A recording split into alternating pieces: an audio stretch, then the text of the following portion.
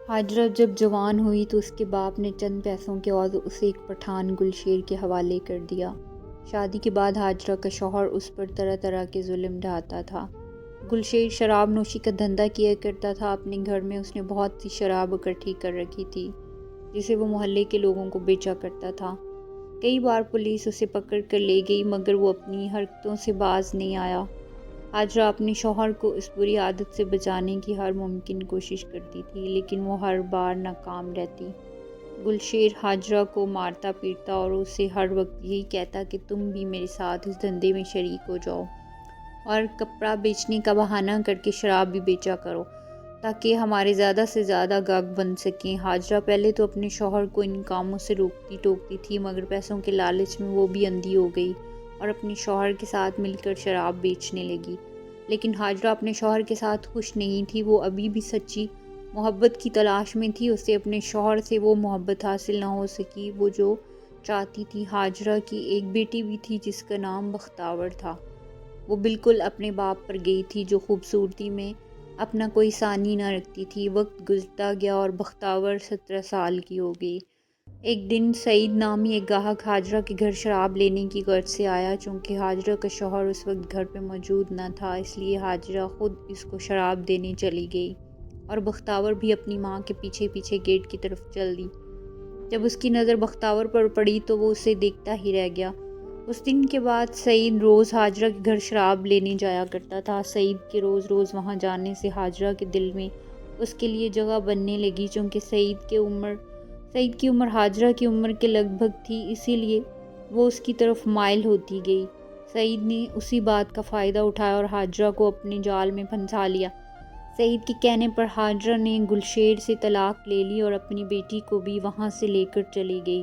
कुछ अरसे बाद हाजरा और सईद ने शादी कर ली। शुरू के दिन 3 महीने तो सईद ने हाजरा को बहुत खुश रखा। उसने हाजरा को इस बात की भनक भी ना पड़ने दी कि वो बख्तावर को मैली नज़रों से देखता है।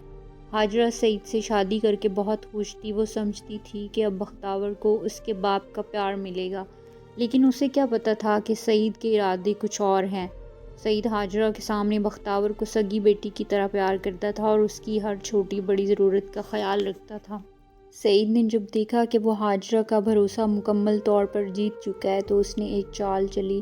उसने हाजरा से कहा कि हमारे माली हालात कुछ ठीक नहीं हैं इसलिए हमें भी अपने शराब के कारोबार को मज़ीद बढ़ाने की ज़रूरत है। ऐसा करो तुम कुछ शराब की बोतलें लो और अपने पुराने ग्राहकों तक पहुंचाओ ताकि हमारा मुनाफा बढ़ सके। हाजरा ने कहा कि ठीक है।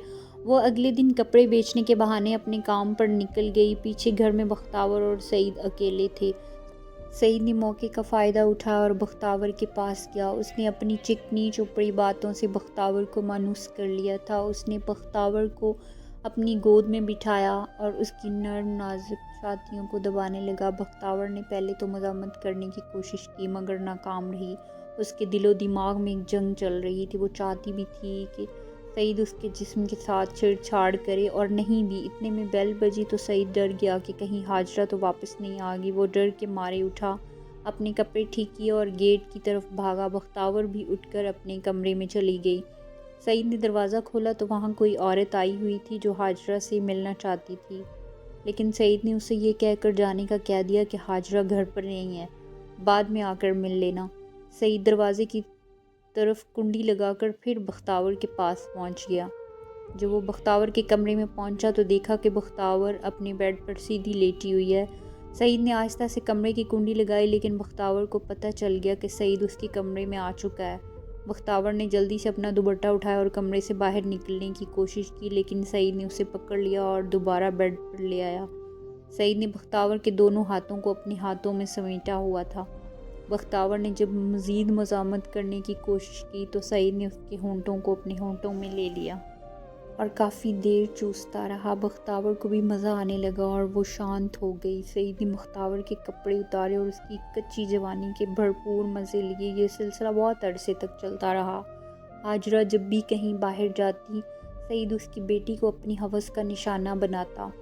आखिरकार हाजरा को इन दोनों पर शक होने लगा। एक दिन वो काम पर जाने का कहकर साथ वाली हमसाई के घर बैठ गई। कुछ देर बाद हमसाई के घर की छत से ہوتی ہوئی اپنے گھر کی چھت پر گئی اور چپکے سے سیڑھیوں سے ہوتی ہوئی نیچے گھر میں داخل ہو گئی۔ جب اس نے بختاور کو سعید کی باہوں میں دیکھا تو اس کے پیروں سے زمین نکل گئی۔ ہاجرہ زور زور سے چیخنے چلانے لگی، اس کی آواز اہل محلہ اکٹھے ہونے لگے۔ سعید نے وہاں سے بھاگنے کی کوشش کی لیکن محلے کے لوگوں نے اسے پکڑ لیا اور خوب مارا اور آخرکار اسے پولیس کے حوالے کر دیا۔ ہاجرہ اپنی غلطی پر بہت پچھتا رہی تھی کہ اس نے اپنی خواہش پوری کرنے کے لیے بختاور کے سر سے اپنے سگے باپ کا سایہ چھین لیا، جس کی وجہ سے وہ بے راہ روی کا شکار ہو گئی۔ آخرکار ہاجرہ نے سعید سے بھی طلاق لے لی اور بختاور کو اس کے سگے باپ کے حوالے کر دیا، کیونکہ وہ جانتی تھی کہ ایک بیٹی کی پرورش سگے باپ کے علاوہ کوئی دوسرا نہیں کر سکتا۔